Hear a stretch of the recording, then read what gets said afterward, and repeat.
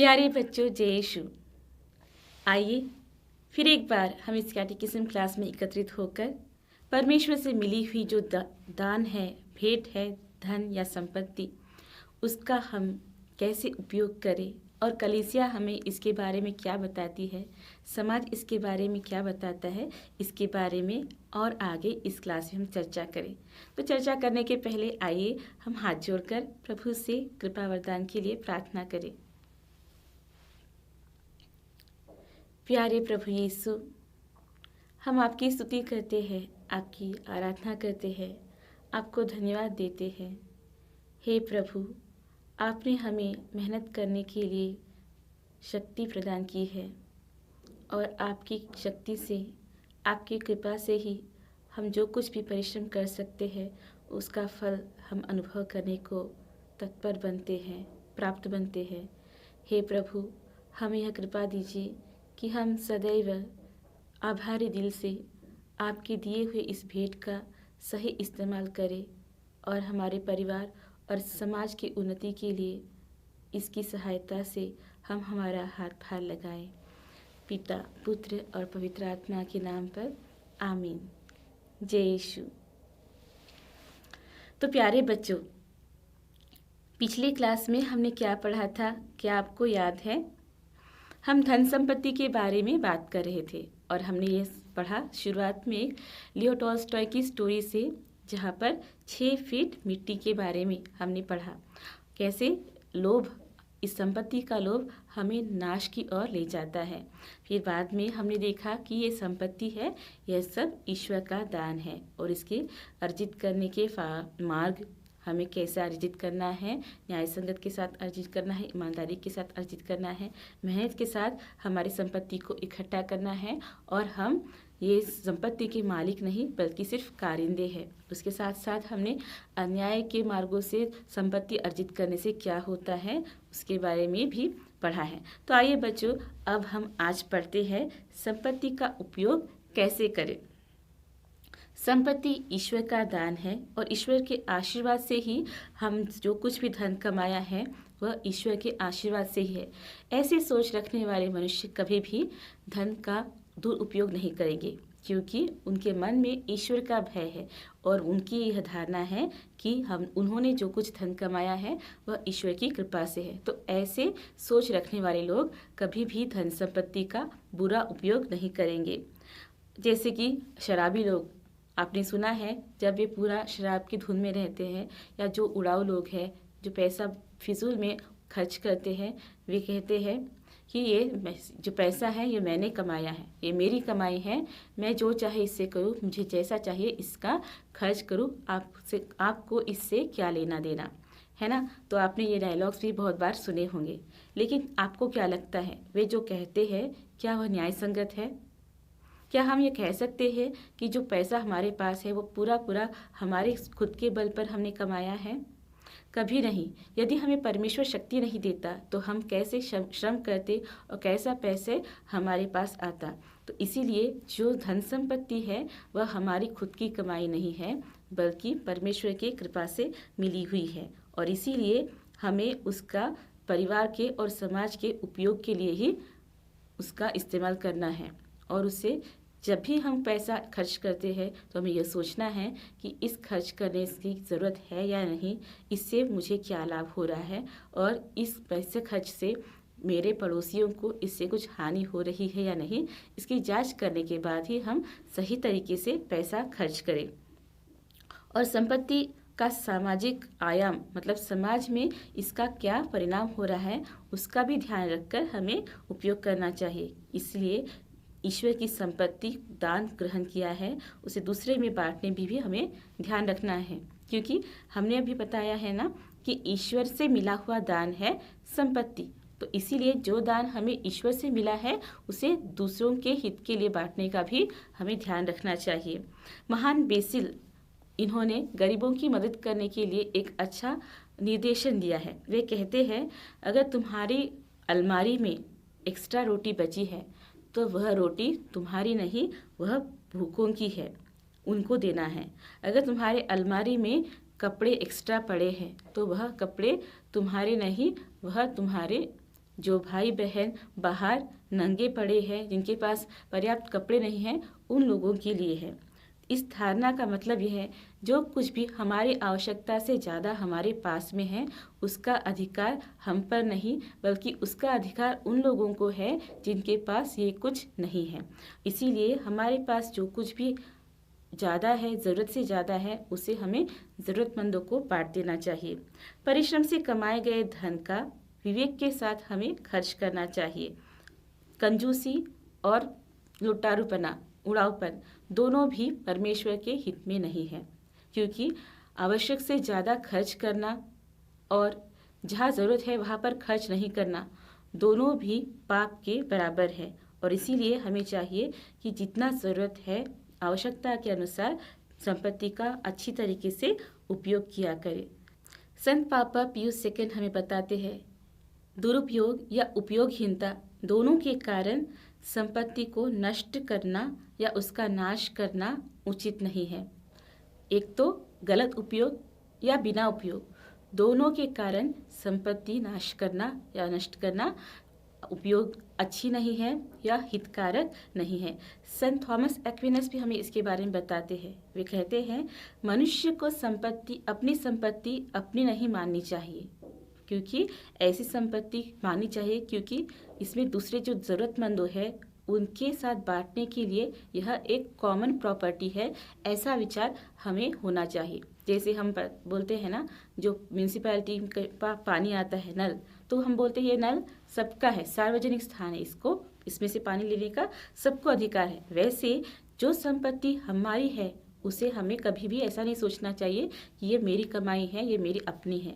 हमारा धन हमें इस मनोभाव से यूज़ करना है जैसे कि यह दूसरों के ज़रूरतों में उनकी ज़रूरत को पूरी करने का एक कॉमन प्रॉपर्टी या आम संपत्ति है। इस मनोभाव से हमें हमारा जो धन संपत्ति है उसका उपयोग करना है, तब जाकर हम धन के बारे में ईश्वरीय योजना जो हमारे लिए है वह सफल हो जाएंगी। तो ये है हमारे संतों और आचार्यों के विचार धन संपत्ति के बारे में, उसके उपयोग के बारे में और कैसे हमें इसका खर्च करना चाहिए। अब हम देखते हैं अगला पॉइंट, जहाँ पर हमें टैक्स के बारे में, जिसे हम हिंदी में कर कहते हैं, उसके बारे में पढ़ेंगे। जो ईश्वर का है वह ईश्वर को और जो कैसर का है उसे कैसर को। यह बहुत ही मशहूर वाक्य है जो हम बाइबल में पढ़ते आ रहे हैं, है ना। तो इस वाक्य से प्रभु हमें बताते हैं कि हमें जो सरकार हमसे पूछती है उसका जो कर है वह ठीक तरीके से देना है।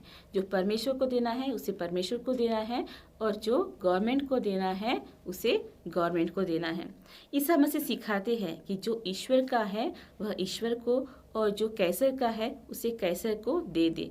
संपत्ति का उपयोग इस तत्व के साथ करना है, क्योंकि ख्रिस्तीय व्यक्ति वह है जो ईश्वर और राष्ट्र दोनों के लिए उपयुक्त बने। एक ख्रिस्तीय होने के नाते हमें दोनों का सोचना है, ईश्वर का और हमारे राष्ट्र का भी, और तभी हम संपत्ति का हिस्सा कर के रूप में सही मनोभाव से दे पाएंगे, क्योंकि कर देना हर एक नागरिक का कर्तव्य है। जो सरकार हमसे कर मांगती है उसी कर के जो रकम सरकार को मिलती है उससे हमारे जो देश है उसके बहुत सारे काम निभाए जाते हैं और सब कामों में यह जो कर का पैसा है उपयोग में लाया जाता है। और इसीलिए कर को न देना या कर को छुपाए रखना, उसमें हेराफेर करना, ये सब पाप है। प्रभु परमेश्वर हमसे कहते हैं, हम पढ़ते हैं रोमियो के नाम संत पौलुस के पत्र अध्याय 13 वाक्य 7 में, जिसको राजकर देना है उसे देना चाहिए और जिसे चुंगी देना चाहिए उसे चुंगी दिया करे। जिसे राजकर देना चाहिए उसे राजकर दिया करे और जिसे चुंगी देना चाहिए उसे चुंगी दिया करे। इसका मतलब जिसको हमें जो देना है वह हमें सही तरीके से सही टाइम पर देना है। इसीलिए जो इलेक्ट्रिकल बिल्स है, फ़ोन बिल्स है, टैक्स है, जो भी रकम हम सरकार को देने के लिए बाध्य है उसे हमें समय समय पर और सही तरीके से देने की कोशिश करनी चाहिए। तभी हम हमारे देश के, हमारे समाज के विकास में भी अपना योगदान दे सकते हैं। प्यारे बच्चों, हमारी संपत्ति है वह ईश्वर का हिस्सा उसमें भी है। हाँ, इसीलिए हम पुराने ज़माने में पढ़ते हैं दशमांश के बारे में, क्योंकि मलाकी के जो ग्रंथ है, नबी मलाकी का ग्रंथ, उसमें अध्याय 3 वाक्य 10 में हम इस प्रकार पढ़ते हैं कि जो कलीसिया हम ये जो पैसा हम परमेश्वर को देने के लिए बाध्य है, उसे देने से हमारे जीवन में आनंद होने लगता है। वे कहते हैं वहाँ पर, हमारा दशमांश देने से हमारा देश आनंददायक होगा और हमें आशीर्वाद मिलेगा। तो पुराने विधान से ही ये दशमांश के बारे में हम पढ़ते आ रहे। आज शायद हम दशमांश शब्द का उपयोग नहीं करते हैं, लेकिन आज भी हमें चर्च में हमारी तरफ से जो पैसा देना है उस रकम को हमें देना चाहिए। तभी हमारे जीवन में और हमारे चर्च में एक आनंद का माहौल बना रहेगा और जीवन में आशीर्वाद बने रहेंगे। तो ईश्वर को देने के लिए 3 रास्ते हैं। 3 तरीके से हम ईश्वर को जो हमारा जो कर है या ईश्वर को देने के लिए हम जो बाध्य है उसे दे सकते। पहला, हमें धर्म सेवकों को और जो कलीसिया के कार्य है उनके कार्यों में मदद करने के लिए वह रकम हम दे सकते हैं। और दूसरा है, जो दरिद्र है, गरीब है, उनके लिए पैसा देना। संत जॉन क्रिसोस्टम कहते हैं, जो धनी मनुष्य है वह दरिद्रों को अपनी संपत्ति नहीं बांटता, ऐसा व्यक्ति चोर और हत्यारा कहलाएगा। जो धनी व्यक्ति दरिद्रों में अपनी संपत्ति नहीं बांटता, ऐसा व्यक्ति चोर और हत्यारा है। इसीलिए हमें जो हमारे पास में धन है उससे हमें गरीबों की सहायता करनी चाहिए। तो पहले हमने देखा 3 तरीके। पहले तरीके से हम लोग चर्च के कार्यों में, धर्म सेवकों की कार्यों में सहायता कर सकते हैं। दूसरा है गरीबों की सहायता करना। और तीसरा है सुसमाचार के प्रचार के विभिन्न कार्यों और व्यवस्थाओं में मदद देने के लिए संपत्ति दे देना। मतलब सुसमाचार जहाँ जहाँ पर प्रभु का वचन फैलाया जाता है, ऐसे जगहों में जो संपत्ति का उपयोग पड़ता है उसके लिए हमारा हाथ बढ़ा देना। इसीलिए हम मिशन संडे कलेक्शन करते हैं और हमारे उपवास काल का कलेक्शन करते हैं। ये सब जो कलेक्शन हम करते हैं और हमारे चर्च को भेजते हैं, तो ये सब इन तरीके के कार्यों के लिए उपयोग में लाया जाता है। इसीलिए हमें जो परमेश्वर को देने का है उसको देने के लिए हम बाध्य है और उसे हमें सही समय पर ठीक रीति से उचित रकम देना चाहिए, तभी हमारे जीवन में आशीर्वाद बने रहेगा। तो इसके ज़रिए सुसमाचार का प्रथम में हम फिर अपना सर्वप्रथम कर्तव्य पूरा कर सकते हैं। तो संक्षिप्त में ईश्वर द्वारा दी गई जो हमारे लिए संपत्ति है उसका हमें दूसरों के साथ बांटने का फर्ज पूरी तरीके से निभाना चाहिए और उनके साथ संपत्ति बांटने से ही हमारा ख्रिस्तीय धर्म पूरा हो सकता है। क्योंकि ख्रिस्तीय धर्म के अनुसार जो संपत्ति हम कमाते हैं वह हमारी नहीं बल्कि एक आम संपत्ति है, जिसे हमें दूसरों के ज़रूरतों के लिए बांटना चाहिए। और ऐसा न करने वाला व्यक्ति चोर और लुटारू हो जाता है। तो अब हमने देखा है कि संपत्ति का उपयोग कहाँ कहाँ करना है।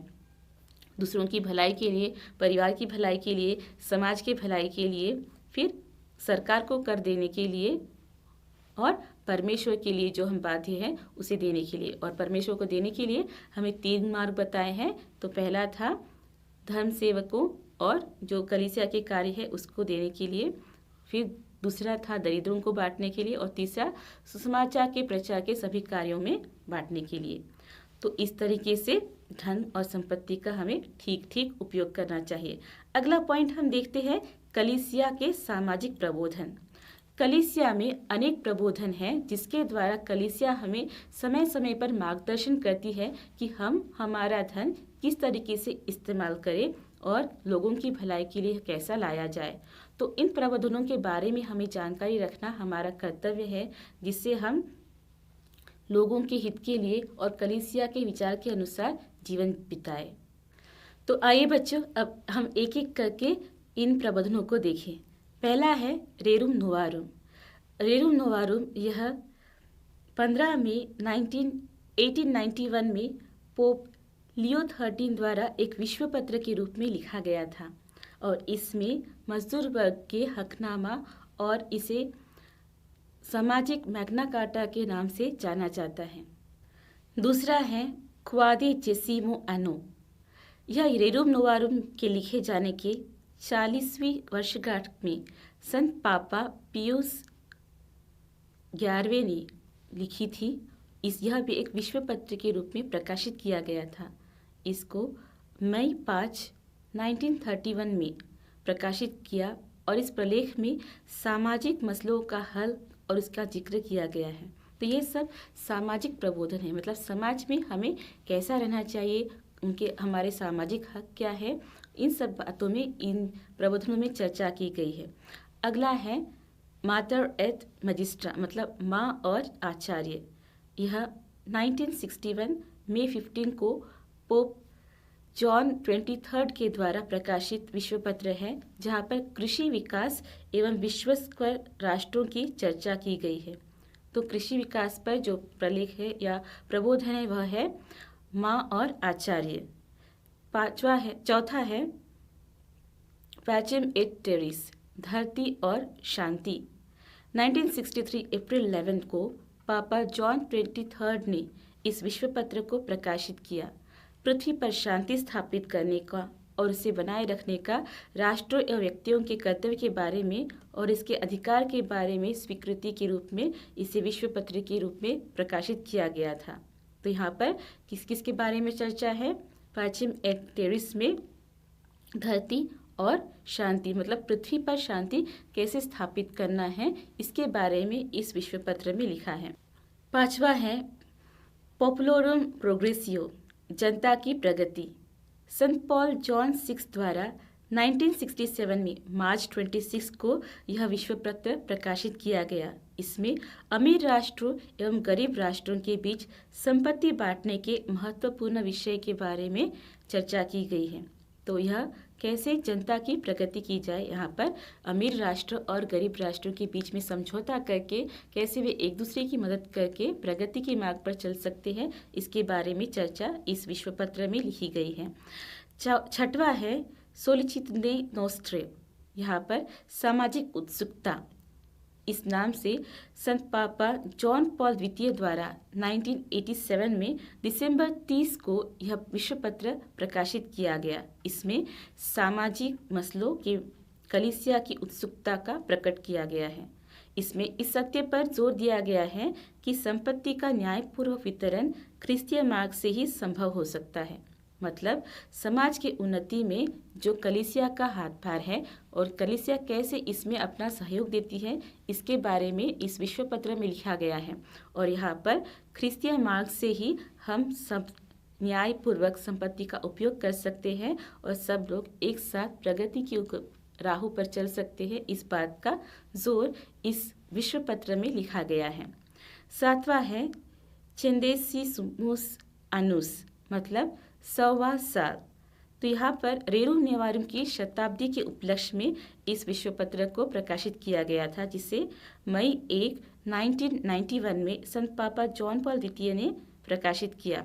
तो यह पत्र विश्व स्तर पर साम्यवाद, मतलब सब में एकता, इसके बारे में चर्चा की गई है और इसके कारणों के बारे में, जो इसका एकता भंग करते हैं। समाज में जो एकता नहीं रही है, जहाँ पर इक्वालिटी नहीं है, कुछ लोग बहुत अमीर, कुछ लोग बहुत गरीब, जो बैलेंस बिगड़ गया है, उस बैलेंस के बारे में, उस अनबैलेंस्ड के बारे में और इसके कारणों के बारे में इस विश्व पत्र में लिखा गया है।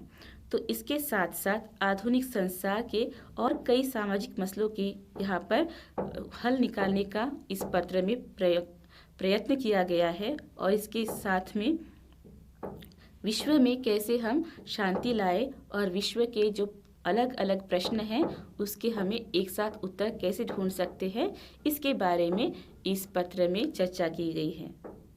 तो प्यारे बच्चों, यह 7 जो अभी हमने विश्व पत्र के बारे में पढ़ा है, ये सब हमें ख्रिस्तीय जीवन में अच्छी तरीके से संपत्ति कैसे यूज़ कर सकते हैं और हम कैसे कलीसिया के हित में, कलीसिया के मनोभाव से हम अच्छा जीवन बिता सकते हैं, उसके बारे में इन प्रबोधनों में बताया गया है। इसीलिए ख्रिस्तीय जीवन में ये जो प्रबोधन बताए गए हैं उसका एक महत्वपूर्ण स्थान है, जो हमें आर्थिक स्तरों पर कैसे अच्छे तरीके से कार्य करना है, इसका बारे में मार्गदर्शन देते हैं। तो संपत्ति हमारे जीवन में परमेश्वर का दान है, जिसको हमें इस्तेमाल करके स्वयं की उन्नति के लिए, परिवार की उन्नति के लिए और समाज की उन्नति के लिए कार्य करना चाहिए। लेकिन हमें कभी नहीं सोचना चाहिए कि हम स्वयं संपत्ति के मालिक हैं, क्योंकि हम मालिक नहीं, सिर्फ कारिंदे हैं। संपत्ति किसकी भेंट है? परमेश्वर की। इसलिए परमेश्वर ही संपत्ति के मालिक है, हम सब सिर्फ रखवाले या देखभाल करने वाले हैं। और इसीलिए हमें ईमानदार कारिंदों के मनोभाव से इस संपत्ति का उपयोग करना है।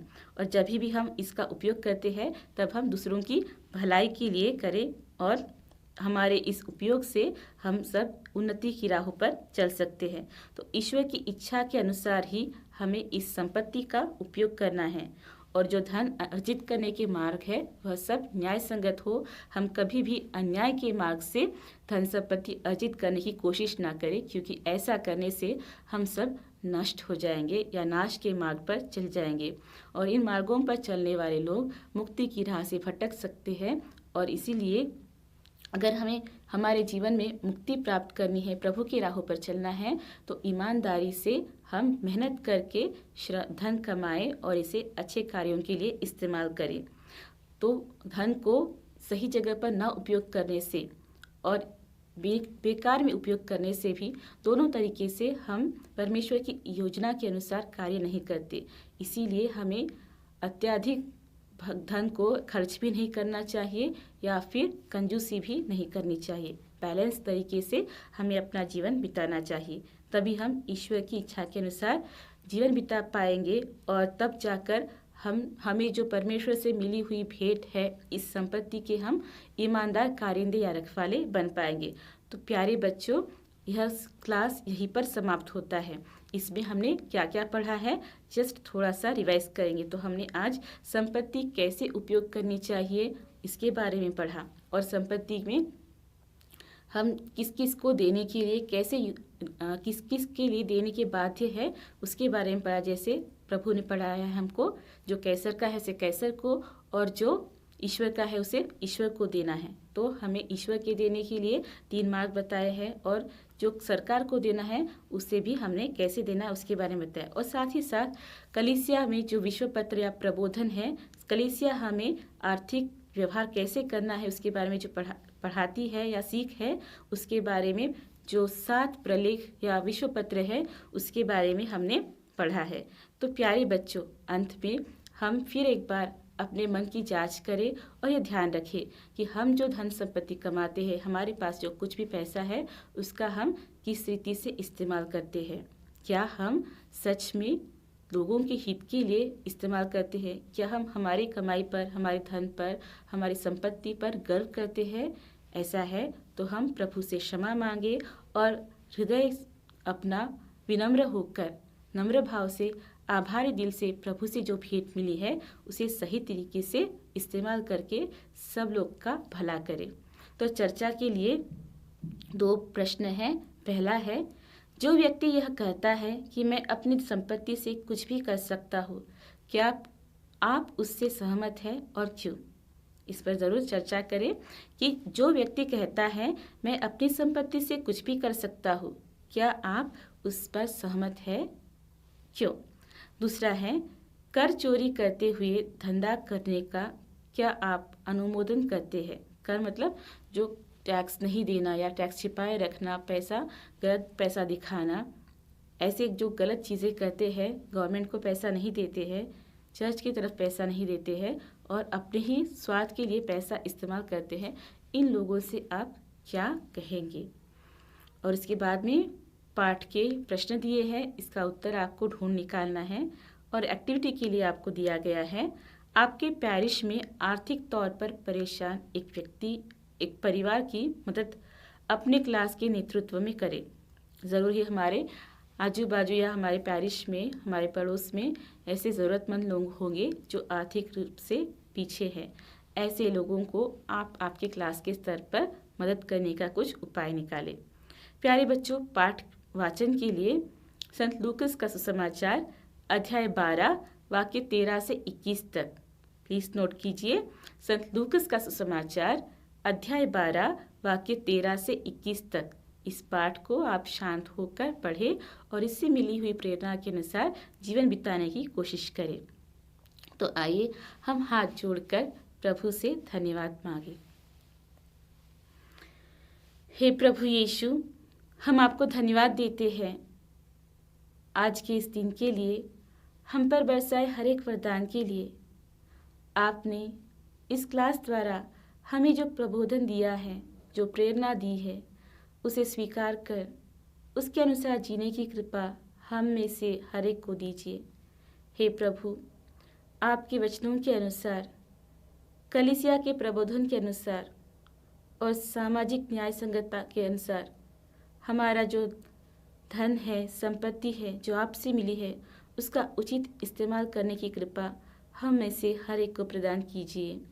पिता, पुत्र और पवित्र आत्मा के नाम पर आमीन। जय यीशु।